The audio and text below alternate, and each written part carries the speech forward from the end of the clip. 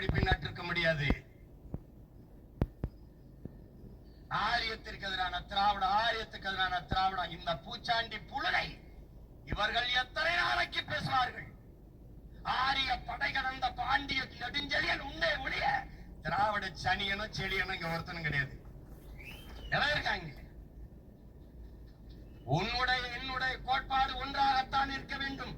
நம்முடைய தாத்தன் புரட்சி பாவலன் நமக்கு கற்பித்தது, தாயை பழித்தவனை யாரு தடுத்தாலும் விடாதே, தமிழை பழித்தவனை தாயே தடுத்தாலும் விடாதேங்கிறான்.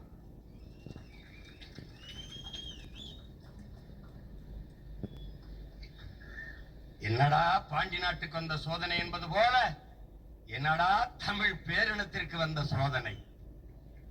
தமிழர்கள் தன் தாய்மொழியில் தன் இறைக்கு முன்பு மந்திரம் சொல் என்று போராடுகிற கேடுகட்ட கேவலங்கட்ட இழிநிலைக்கு அடிமை நிலைக்கு தள்ளப்பட்டு விட்டது. இதுதான் நாம் எவ்வளவு கீழான அடிமைகள் என்பதற்கு சான்று. சமஸ்கிருதம் புனிதமானதுதான், ஓத வேண்டியதுதான். அதே ஆண்மக்கள்,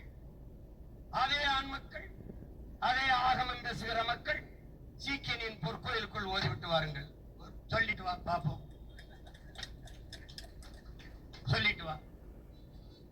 எப்படி இருக்கு? இந்த மாதிரி கொடுமை எங்க பத்தியா?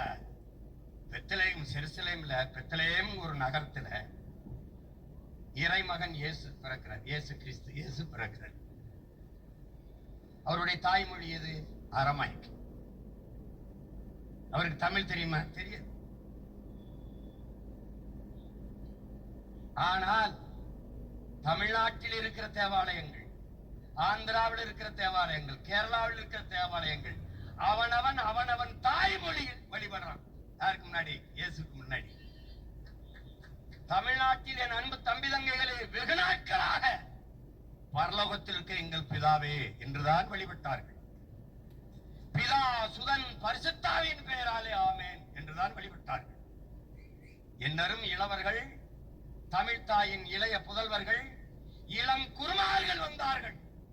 தன் தாய் மொழியின் மீது இருந்த பேரன்பின் காரணமாக, தமிழ் மீட்சுற வேண்டும் என்ற பெரும்பற்றின் காரணமாக, இறைவாட்டிலே விண்ணுலகில் இருக்கும் எம் தந்தையே என்று அழைத்தார்கள். பிதா சுதன் பரிசுத்தாவி என்கிற அந்த சொற்களை, வடமொழி சொற்களை தகர்த்து தந்தை மகன் தூய ஆவி என்று வழிபடுகிறார்கள். உம்முடைய ராஜ்யம் வருகை என்பதை மாற்றி உம்முடைய அரசு வருகை என்று போற்றினார். இயேசுக்கு புரியுது என்னரும் தமிழ், என் இறை முருகனுக்கு புரியாதாடாடே. என்னடா கொடுமை, என்ன கொடுமை. உன்னை நீ இஸ்லாத்தை பேசியா? நீ பாங்கு தாண்டா, பாங்கொலி ஒன்று தாண்டா அரபுல கேட்கும்.